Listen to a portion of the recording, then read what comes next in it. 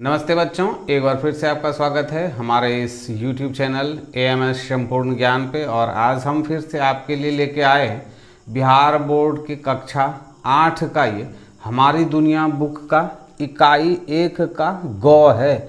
इससे पहले हम लोगों ने क और ख को पढ़ लिया है, ये गौ है।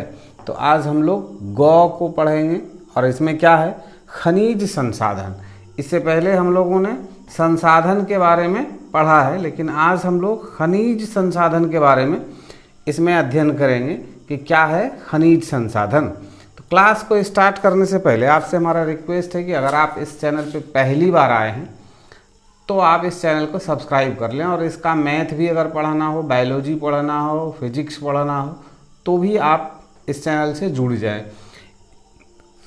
8 क्लास का इंग्लिश भी पढ़ना हो तो भी आप इससे जुड़ जाएं, या फिर ट्रांसलेशन और ग्रामर सीखना है तो हमारा खुद का एक चैनल है AMS स्पोकन गुरु के नाम से। आप हमारे उस चैनल को विजिट करें और वहाँ से ट्रांसलेशन और ग्रामर भी सीख सकते हैं। सबसे पहले क्या है, देखिए कि सीमा की दीदी की शादी होने वाली थी। 2 दिनों बाद बारात आने वाली थी। घर के सारे लोग काम में व्यस्त थे। क्या था, सीमा की दीदी की शादी होने वाली थी, 2 दिन बाद बारात आने वाले थे और सभी लोग क्या थे, वो व्यस्त थे। सजावट वाले घर में जगह जगह बल्ब एवं लड़ियां लगा रहे थे। मम्मी दीदी के लिए गहना पसंद कर लाई थी। सोने एवं चांदी के गहनों की सुंदरता और चमक देखकर वह दंग थी। मिठाई बनाने वाले ने आज सुबह ही चूल्हा जला दिया था। गैस और लोहे की कढ़ाई चढ़ा दी गई थी। गैस पर लोहे की कढ़ाई चढ़ा दी गई थी। मम्मी ने धोतियों को पीले रंग से रंग दिया था। ये सब शादियों में ऐसा होता है, आप लोगों को पता है। फुआ उन धोतियों को ठीक से सजा कर रख रही थी।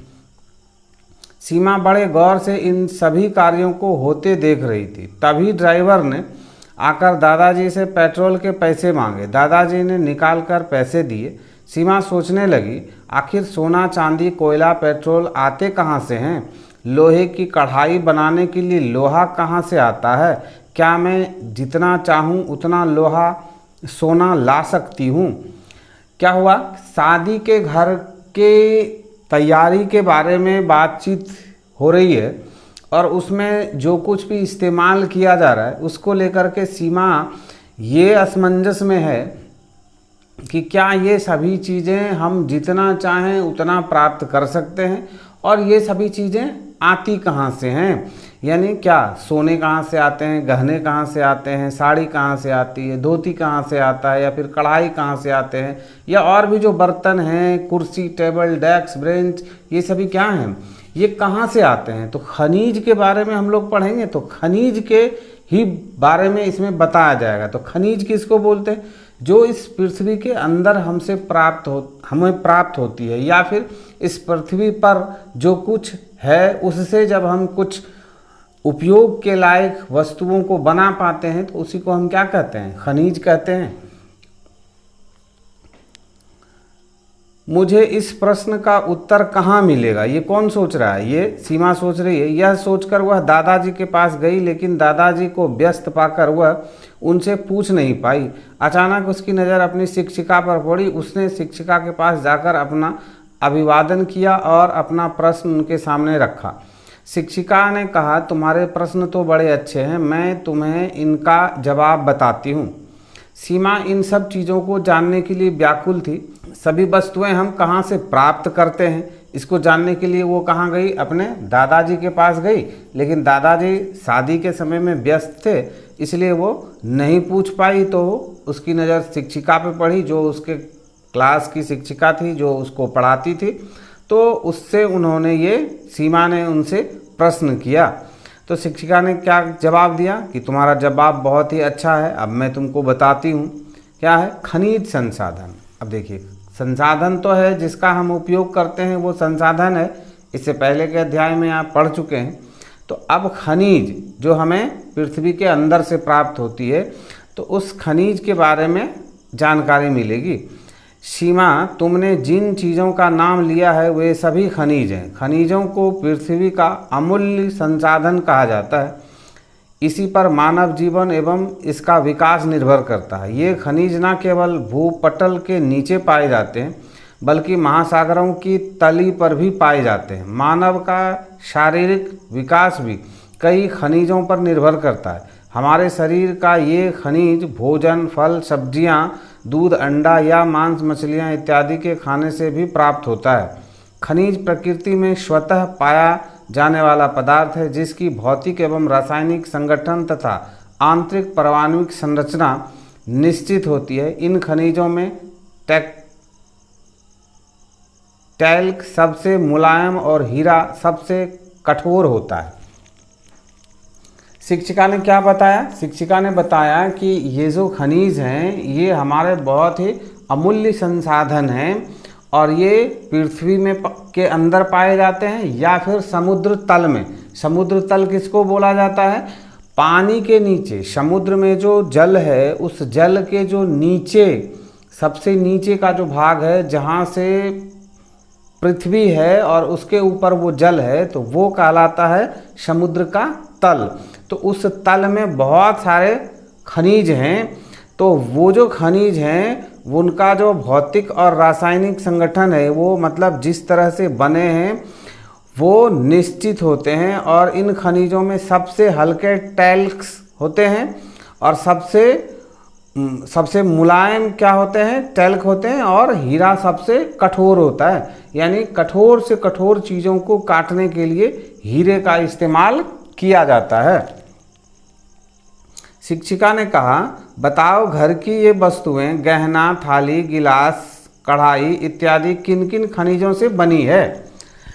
शिक्षिका ने क्या पूछा कि ये जो गहने हैं या फिर थाली है या फिर कुल्हाड़ी है या फिर कढ़ाई है, ये सब जो है ये बनते कैसे हैं, किन किन खनिजों से बने हुए हैं? सीमा ने बताया, दीदी गहने तो सोने एवं चांदी के होते हैं, लोटा, थाली, कांच, पीतल और स्टील का भी होता है। मेरे घर में तो तांबा का भी लोटा है।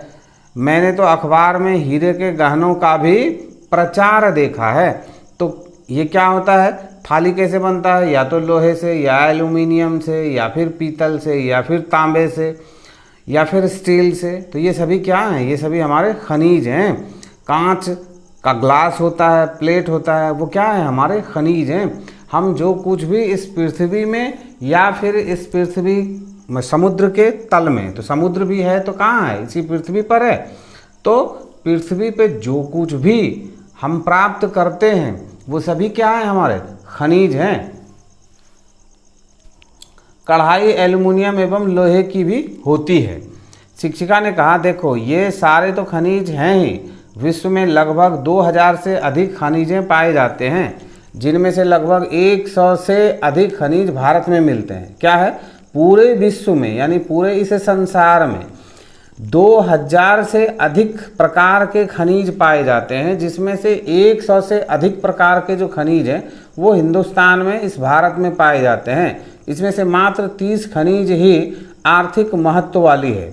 यानी इस 100 में से 30 खनिज जो है वो क्या हैं? वो आर्थिक महत्व वाले हैं और शेष सब अभी उनका कोई यूज़ नहीं है। देखिए, खनिज संसाधन, कभी कभी खनिज एवं चट्टान को एक ही मान लिया जाता है, जबकि दोनों में पर्याप्त अंतर है। खनिजों के मिलने से चट्टानों का निर्माण होता है तथा चट्टानों से भूपटल का निर्माण होता है, परंतु किसी भी चट्टान में सभी खनिज नहीं मिलती। कुछ विशिष्ट खनिजों के मिलने से चट्टान विशेष का निर्माण होता है। सभी खनिज एक तरह की नहीं होती, इसमें भी पर्याप्त अंतर होता है। क्या होता है कि कभी कभी खनिज को, चट्टान को भी खनिज मान लिया जाता है, जबकि चट्टान जो है वो खनिज नहीं है। लेकिन मान कैसे लिया जाता है कि जब हम उन चट्टानों से तोड़ के पत्थर बनाते हैं और उन पत्थरों को तोड़ के फिर छोटे छोटे गिट्टी के रूप में उसको बनाते हैं या फिर उससे हम बालू जो प्राप्त करते हैं तो हम उसका इस्तेमाल करते हैं, तो वो हमारा क्या हो जाता है? संसाधन हो जाता है। और वो हम कहाँ से प्राप्त करते हैं? तो इसी पृथ्वी से प्राप्त करते हैं, इसलिए उसको भी खनिज कहा जाता है। लेकिन खनिज कुछ विशेष गुणों के होते हैं और एक खनिजों से दूसरे खनिजों में पर्याप्त अंतर होता है, और एक खनिज जिन जिन तत्वों से मिलके बना होता है वो खनिज जब जहाँ भी मिलेंगे वो उन्हीं तत्वों से बने हुए मिलेंगे। खनिज के प्रकार, अब देखिए शिक्षिका ने कहा सीमा खनिजों को धात्विक और अधात्विक दो भागों में बांट सकते हैं। धात्विक खनिजों में धातु पाया जाता है, ये भी दो प्रकार के होते हैं। क्या है, खनिजों को दो भागों में बांटा गया, एक धात्विक और एक अधात्विक। धात्विक जो होते हैं उनमें भी दो प्रकार के होते हैं, एक होता है लौह युक्त खनिज। ऐसे खनिजों में लोहे के अंश मिले होते हैं, जैसे लोहा, अयस्क, मैग्नीज, टंगस्टन इत्यादि। ये क्या है, ये लौह युक्त खनिज हैं। और अलौह युक्त खनिज कौन है, इन खनिजों में लोहे का अंश काफ़ी कम या ना के बराबर होता है, जैसे सोना, चांदी, टीन इत्यादि। इन सब में क्या होता है, लौह की मात्रा ना के बराबर होती है। और अधात्विक खनिज में धातु नहीं रहते हैं, जैसे चूना, इसमें कोई धातु नहीं होता है। पत्थर, इसमें कोई धातु नहीं होता है। अभ्रक, इसमें कोई धातु नहीं होता है। जिप्सम, इसमें कोई धातु नहीं होता है इत्यादि। ये खनिजें भी दो प्रकार की होते हैं, एक कार्बनिक होता है और एक अकार्बनिक। कार्बनिक होता है जिसमें कार्बन की मात्रा होती है, यानी जैसे कोयला और पेट्रोलियम है। और अकार्बनिक क्या हो जाएगा, वो अभ्रक है, ग्रेफाइड है, जिसमें कि जीवाश्म नहीं रहते हैं। इस कार्बन में जीवाश्म रहते हैं। सीमा बोली ये खनिज तो हमारे जीवन को आसान बनाते हैं मैडम, क्या ये खनिज सभी जगह पाए जाते हैं? शिक्षिका बोली मैं तुम्हें सभी खनिजों के बारे में विस्तार पूर्वक बताती हूँ। ग्रेफाइट का उपयोग पेंसिल में होता है। ये जो पेंसिल देख रहे हैं जिससे हम लिख पाते हैं, इसमें क्या भरा हुआ है, ये ग्रेफाइट भरा हुआ है। इसी से हम इस पेंसिल को बना पाते हैं। भारत में विभिन्न प्रकार के खनिज पाए जाते हैं जो मुख्यतः उत्तर पूर्वी पठारी क्षेत्र, उत्तर और पूर्वी। उत्तर कौन सा है, इस नक्शे में आपको पता है, मैंने इससे पहले के अध्याय में बताया है कि जो नक्शे का ऊपरी भाग है वो उत्तर होता है, और जिस हाथ से आप खाना खाते हैं वो हाथ आपका क्या होता है, पूर्वी भाग को दर्शाता है। और जब ऊपरी भाग उत्तर हो गया तो उसका जो निचला भाग होगा वो दक्षिण होगा। और ये स्वच्छ भारत वाला जो हाथ है जिससे आप गंदगी की सफाई करते हैं वो क्या होता है, हमारा पश्चिमी भाग कहलाता है। तो बस आपको याद रखना है कि नक्शे का जो ऊपरी भाग है, और ऊपरी भाग कैसे जानेंगे, नक्शे में कुछ तो लिखा होगा ना, नक्शा होगा तो कुछ ना कुछ लिखा होगा। तो जो कुछ भी लिखा होगा उसको जब पढ़ने की दिशा सही करेंगे तो इसका ऊपरी भाग हम इसी को मान लेंगे। और जब वो ऊपरी भाग हो गया तो ये उत्तर हो गया, उसका निचला भाग अपोजिट जो है वो दक्षिण हो गया। और जब ये ऊपरी भाग है, ये दक्षिणी भाग है, तो हमारा जो खाने वाला हाथ है जिसको दायां हाथ कहते हैं, राइट हैंड कहते हैं, उसमें पूरब हो गया। और स्वच्छ भारत वाला हाथ जो है वो हमारा पश्चिमी भाग हो गया, यानी बायां हाथ, लेफ्ट हैंड जो है वो हमारा क्या हो गया, पश्चिमी भाग को दर्शाता है। तो क्या कह रहा है, उत्तर पूर्वी, तो उत्तर हो गया और पूर्वी मतलब ये वाला भाग हो गया उत्तर पूर्वी, तथा उत्तर पश्चिम और उत्तर पश्चिम ये हो गया। एवं हिमालय क्षेत्र में पाए जाते हैं। हिमालय का क्षेत्र यहाँ से यहाँ तक है, ये आपको पता है, तो इस क्षेत्र में ही वो पाए जाते हैं। लौह अयस्क, लोहा आधुनिक सभ्यता एवं उद्योग की जननी है। लोहा जो है क्या है, आधुनिक सभ्यता। हम लोग जो आधुनिक हुए, ये कार, मोटरसाइकिल, घर, मकान, बड़ी बड़ी फैक्ट्रियाँ, ये सब कैसे बनाना संभव हुआ, लोहे से। तो लोहा आधुनिक सभ्यता का जननी है।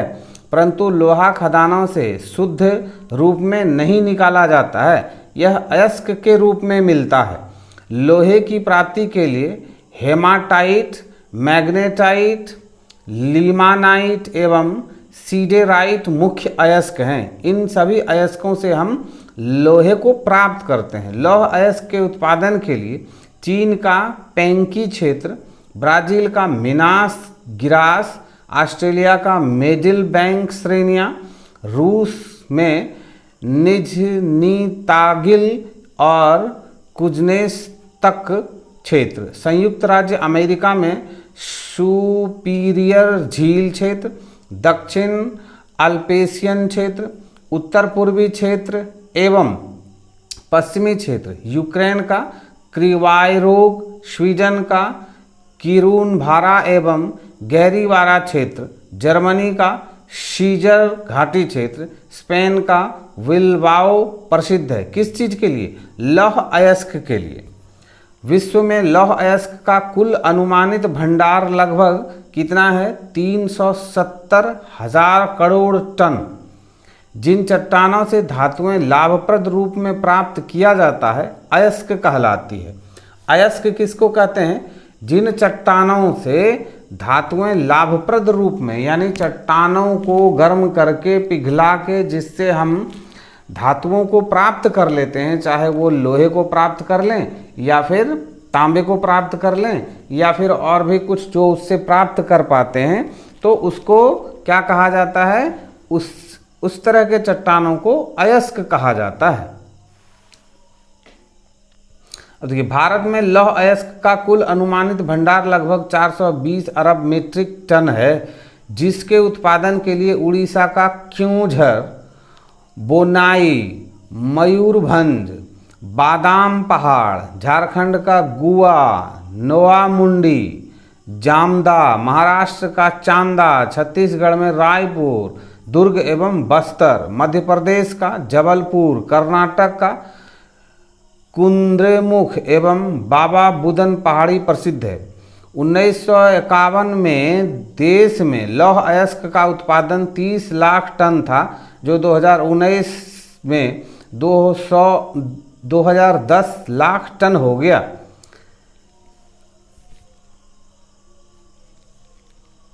सीमा ने कहा, मैडम लोहे का उपयोग भी तो आज बहुत बढ़ गया है, इसलिए उत्पादन भी बढ़ा है। शिक्षिका ने कहा, हाँ बिल्कुल ठीक। अब मैं मैग्नीज अयस्क के बारे में तुम्हें बताती हूँ।